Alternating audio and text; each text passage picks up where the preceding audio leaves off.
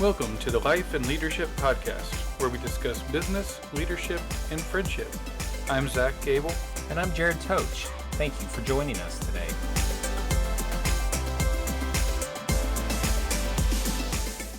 All right, everyone. Thanks for joining us today, and welcome back to our podcast.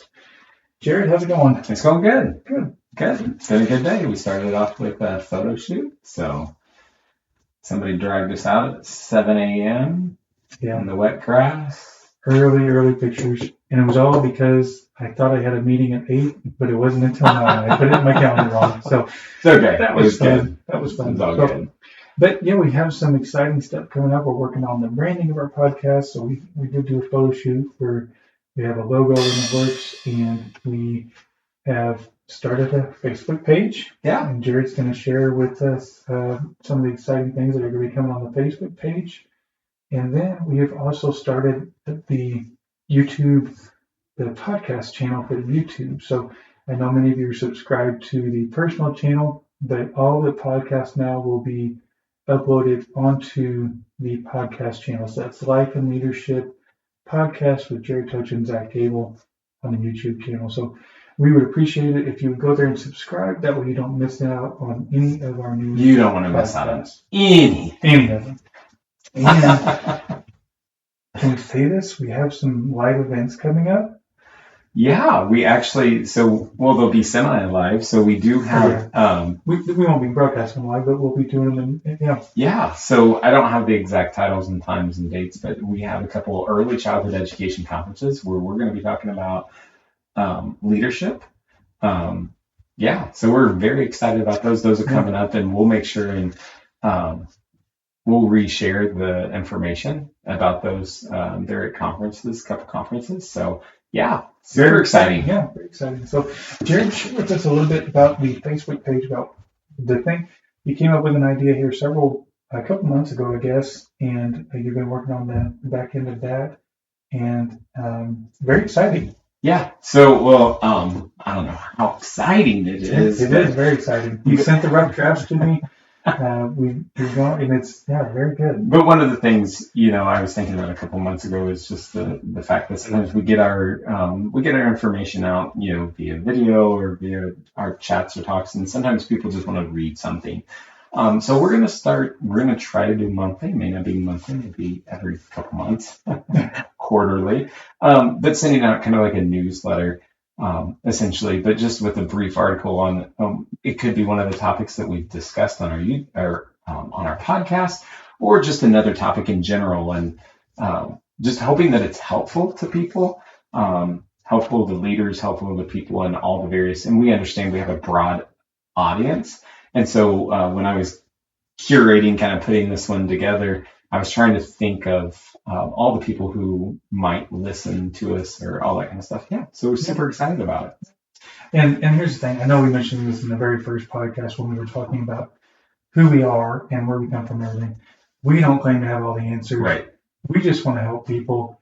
Again, it's not that we know everything there is to know about these topics. Oh, absolutely not. But I wish, I had found some podcasts and books and things earlier in my career. It would have helped me out tremendously. So hopefully we can help someone out and in your career, in your friendship, and whatever else you're, in your life. So yeah, very exciting. So Jared, today, what are we going to talk about?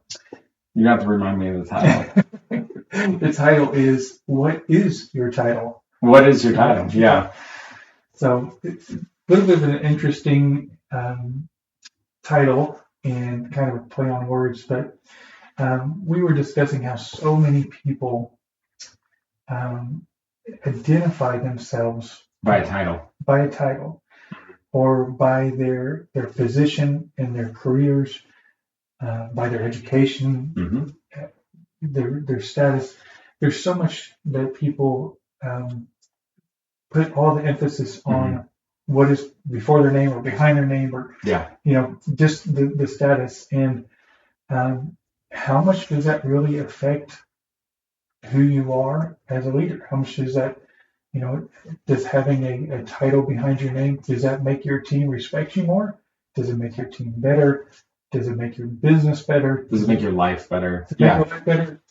Yeah. So, yeah, go ahead. So I think oftentimes we think with title comes leadership, but I think that needs to be slightly debunked here, is that leadership, you don't have to hold a title to be a leader, to be a leader of people. I have known many, an amazing educator in a classroom working with young children who has been who have been phenomenal leaders in their own right, right? And they didn't need a title of director, principal, of assistant director, to be that phenomenal leader, right? Yeah. They were a phenomenal leader based off of numerous things, several things, but yeah. So I think that's the first piece, is that you don't have to be, a title doesn't, it isn't only title that makes you a leader. Yeah, you could be in an entry level position, right? And in what some people may say, you're the low person, in the business, but you can be a great leader from that position, whatever position you're in. You can be a great leader. And on our team, we have several that have no position in our business, that have no title, no position, but they're great leaders. And they hold themselves. And so what is it? So what is it about that though that makes a great leader, right? So what is it that makes that person that holds that spot, wherever position it may be within an organization? What is it that makes them a great leader? First thing that came to my mind was making others better, making people around you better. If you're someone that is encouraging others, if you're someone that either through your actions or through your words encourages other people to be better in their work, or be better personally, be better, I think that makes a great leader. So yes, part of leadership is making a quality leader, like a characteristic of a quality leader, is making the people around you better, right? Is helping them to shine, helping them to thrive, helping them to grow. And yes, that is a characteristic of a person who holds a title, and should be. Yeah. Like if you're a person who holds a title or has some sort of ranking or position within your organization, 100% be like, your goal should be to make all of those around you shine, right? Yeah. But I think also as just a good human being, who is a leader in of themselves, without holding a title, without holding a position, like your purpose and one of your goals and aims should be to make those around you shine. So if you're an educator in a classroom, I would say, if it is not your goal to make your children shine and to be the best, like that they can be and become the best that they can be, then something's wrong, right? Yeah. Like, please leave the field immediately. This is your request to exit the field. There are several now hiring signs all around the city. Yeah, like find another place. Yeah. But that's part of being a great leader, and that's part of, and it doesn't require a rank, it doesn't require a title. Though if you do hold that position, like, it should be in there. Yeah, definitely. That it's about making people great around you. Yeah, so it's very interesting to me how some people thrive on having that title or that position. Yeah. And some people just don't even care. It's if the title is position, right? Yeah.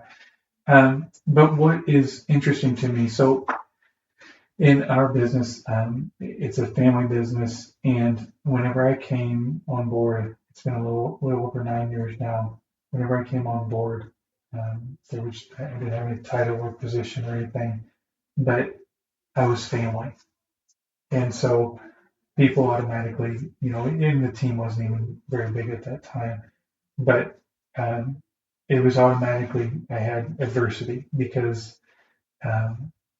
they knew I was family, and they knew that eventually I would be taking over the business. I would be, and so it was very interesting. There was some that wanted nothing to do with it. There was, I think, one person that within just a few months, maybe 6 months, was gone because they wanted a title, they wanted a position, and they didn't want to work under a young guy.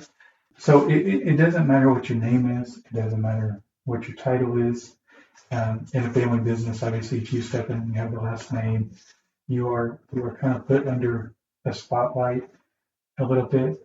But you can't just show up and start throwing around your weight or saying, this is who I am and this is what I'm going to do and this is you've got to listen to me because I'm this person, I'm the owner, or yeah, you're the owner, it's your business, you can do what you want with it. But if you want to have a high quality team and if you want to be able to grow that team, you're not going to just step in and say, this is the way we're doing it because this is my last name. It doesn't matter your last name. It doesn't matter, who you are, your family, it doesn't matter your title.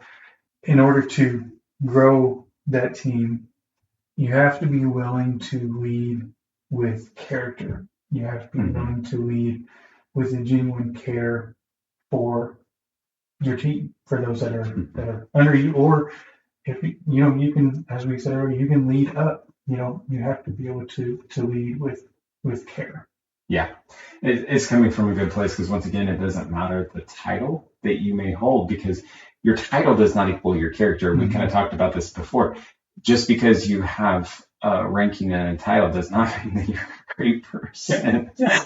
And it doesn't mean that you have the respect of your team. Right. It doesn't matter who you are, your family. You can have all the degrees, you can have all the titles, all the titles, names, all that. But if you don't have the respect of the team, you have nothing. If you step in without the respect of the team and you start trying to make changes and do this and throw your weight around, you're either going to lose half your team or. And I think there's no good ending to that. Yeah, and I think that goes back to the title of our podcast is like, what is your title? Yeah. Because if you are leading from a place in whatever position that you hold, from that strong core character value of who you are, like respecting people, having dignity for human beings, for other human beings, wanting to make other people shine greater than you, then like you are a leader, and it doesn't matter about yes, there are certain positions and things that you hold that yes, you might have to have degrees or certain decisions get made by certain people that are in, hold certain titles, and you can't make those, but once again, that title doesn't make you a quality leader. Just because you have it, you still have to lead from those core spaces of being a decent human being. And you can say that you're a great leader. Actually, and I'm glad I can't remember who it was or what it was, but I remember hearing someone talking about how good of a leader they were and how good their team was. And their team was in turmoil. Like they were all divided. You can say you're a great leader because you have a title or because of your last name. You can say that you're this.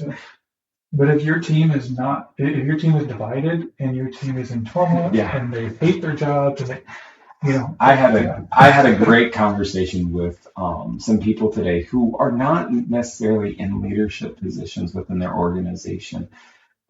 They don't hold ranking and they don't hold all of that. They also don't feel valued, which is really sad, But what's so interesting is they do have value. They have good thoughts and good insights, and they have good instincts, and could contribute a lot, but nobody ever asks them. And so once again, it doesn't matter your title or how much education you have. If you can't lead from that space, it doesn't make you a great leader, regardless of the title.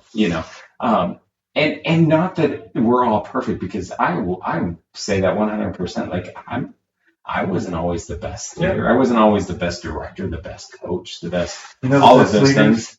Best leaders are the ones that learn from their mistakes. Oh, and move on, because we've all made those mistakes. We've all done the stupid stuff. I cannot tell you how many times, and I think one of the hardest things for me to learn as a leader was being able to ask for forgiveness and to say, to admit that I was wrong. Because being, once again, the title of leader doesn't mean that I'm infallible and does not mean that I don't make mistakes. Yeah. But it also doesn't mean that I shouldn't apologize for my Sure. mistakes Yeah. and shouldn't learn from my mistakes. And as a leader, you may be concerned about, well, doesn't that show weakness, or won't that? 100% not. Yeah. If you are willing to admit to your team that you made a mistake, and you're willing to apologize and ask for forgiveness, I'd say probably 95% of everyone out there will admire you even more for that as a leader, that you're willing to do that. And the 5%, you know what? They probably don't match up with your core values anyway, and they're probably not a good fit for your team. So, and here's the thing. If you are a leader and you do hold a title and position, right, and you set the tone for making sure to ask for forgiveness, for being willing to admit mistakes, admit when you're wrong, you begin to set the tone for everyone who Yes. works with you, all of your other employees in all other departments, to begin to do that amongst themselves. Yeah. Because what you're showing is from the top down, you're showing them that, like, we're not perfect, that I am an imperfect human being, but trying to do my best, right? And And you so, want to see unity take off and teamwork take off. 100%, 100%. And, and then I say too, it goes to people who don't hold power in position, who are leading from within, right? Mm-hmm. If you want to be a leader from within, then you also have to be willing to admit that you've made mistakes. I just had a conversation today with someone and said, so what else can I do better? So, like, tell me what else I can do better. And they had given me some feedback on some things that, like, hey, make sure and do this and this. And, like, here's some things that, you might want to keep an eye on, and which greatly appreciated. Yeah. But I also asked them, like, so what else can I do better? And it's not like I'm going to get in trouble or get fired or all that kind of stuff, but it just shows that we are trying to work together as a team and willing to say, like, we all have room for improvement. Yeah. From the top to the bottom. Yeah. Being willing to put yourself in that position and that vulnerability as a leader. And when your team sees a genuine person, not just a title, not just a position, but when they see a genuine person and they see someone that is willing to put themselves out there and say, is there anything that I can work on? Is there anything I can do better? Or, I apologize, I didn't handle that the right way. I don't want to give too much away about the newsletter, but it is talking about authenticity and the fact of being authentic with people. And this kind of segment right here may go for early childhood people. But one of the things that I always found as an early childhood educator in the classroom, both in the primary grades and in the early years, and then also as a director and a coach, is that the more transparent I was with families and not trying to worry more about the character than I did the reputation. Mm-hmm.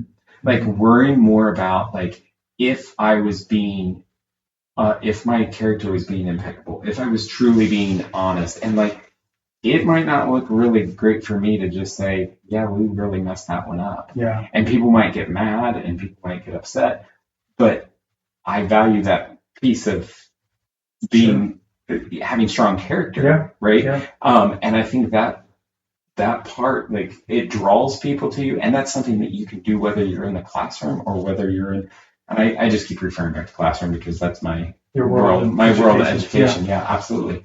But that's something that you can do, and that's a way you can lead. Yeah. That leading without a title.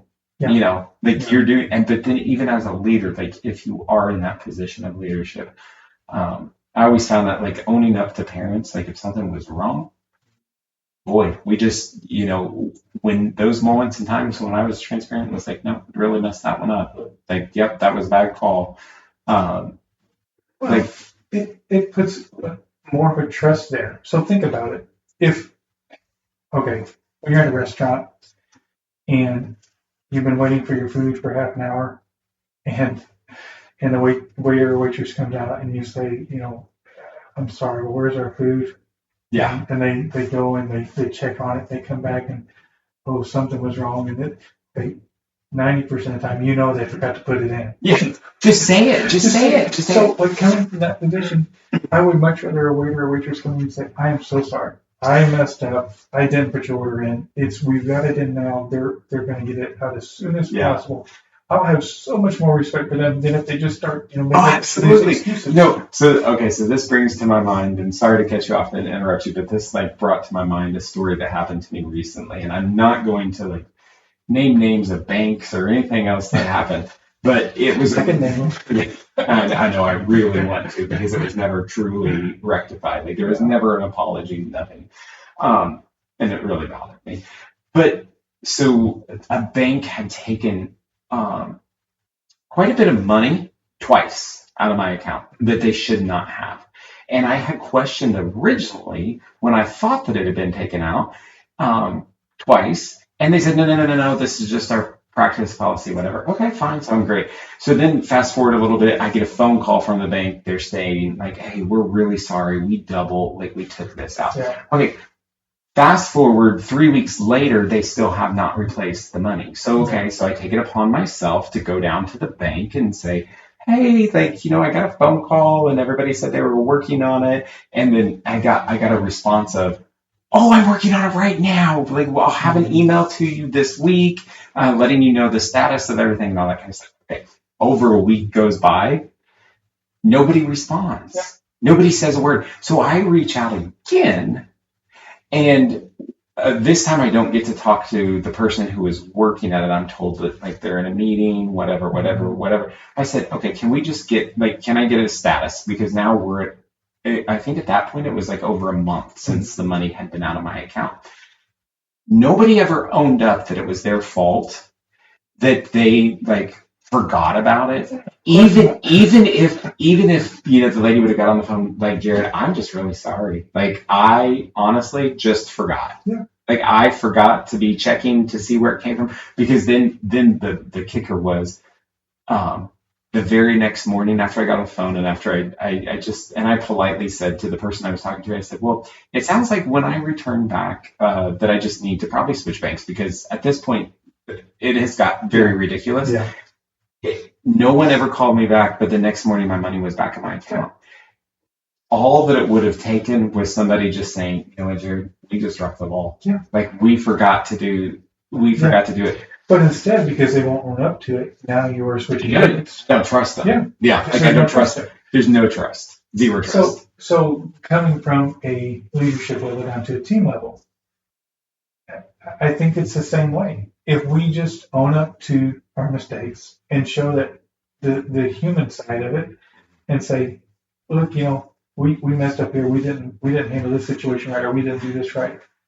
I think, in my opinion, the team will respect the leader so much greater because of the honesty. And it doesn't always mean that there's not going to still be some, I don't want to say a scar, or people aren't still going to be offended or whatever, because mistakes happen, but it happens both ways, both directions. Leaders oftentimes can offend or hurt the people that work for them, and then vice versa. People who work for them also offend and hurt leaders as well. But when you have that, then you realize there's this level of humanness and vulnerability and all of these things, and it's an authentic leader. Yeah. And that's I don't know, that area about admitting to being wrong or to messing up or faults or those is one of the toughest things. Sure. It's one of the hardest things. But yet on the other side, we know that we want to hear the truth. Mm-hmm. It's just hard when you're wrong. When you're the person who has to share the truth. So I think, where the rubber meets the road, it doesn't matter the titles in some areas. The title matters. Yeah. But whenever it comes down to the leadership role, title does not mean anything. You can lead from the bottom. You can lead at the top. You can lead wherever you are in your organization. You can be a leader if you have the character, and if you are willing to. And the other thing is, and I know we've said this a couple of times, but you can also have the title of leader and actually not be a leader, and not be a leader, right? You can have the title of leader, but not be a leader. Yeah, exactly. Because a true leader, like I was saying, like a true leader leads from, that strong character of some of those things that we talked about. But no, absolutely, it does not matter your position or rank or any of that. If you have some of these characteristics, like that is showing leadership. Like that is, Yeah. It's good stuff. Yeah.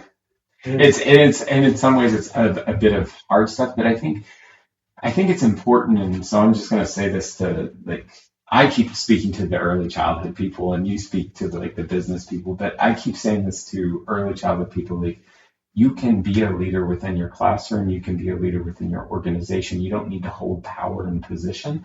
I mean, yes, it's always helpful, and sometimes, like, because of the structure of our society and things, you get more done. You feel like you get more done, but you hold your integrity intact. If you are leading even from within your classroom or leading from within your organization, from that space of just good-heartedness, forgiveness, like all of those things, like admitting you're wrong, you can lead. And you're leading. I mean, you're not only showing the students in your classroom, you're showing your colleagues, you're showing families, like all of those people, like you are leading. I think without a title. I think if you are able to if people will just learn to treat people right, treat people dignity with dignity, and genuinely care about people, there won't be leadership issues. There won't be corrupt leaders. There won't be corrupt managers.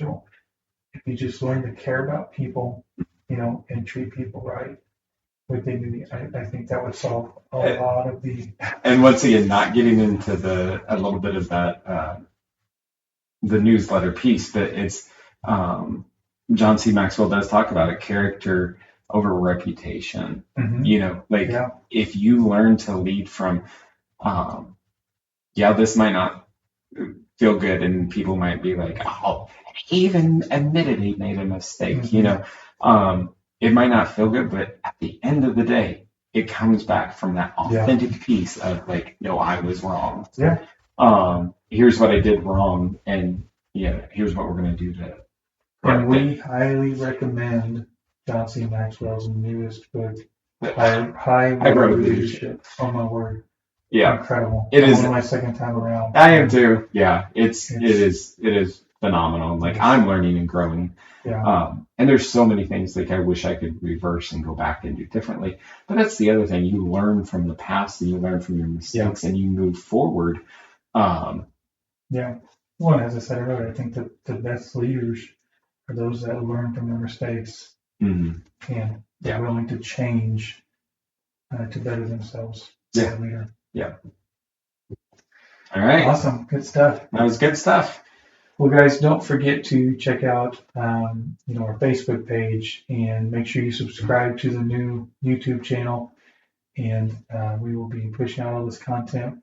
And again, we're very excited about the events coming up, and we will keep you posted on that. Make sure you follow our Facebook page, and we will keep you all up to date. All right. Yep. Thank you all. Thanks for tuning in. Have a great day. Thank you all for joining us today. We hope you have a great rest of your day, or whatever portion of the day you're at. See you. See ya.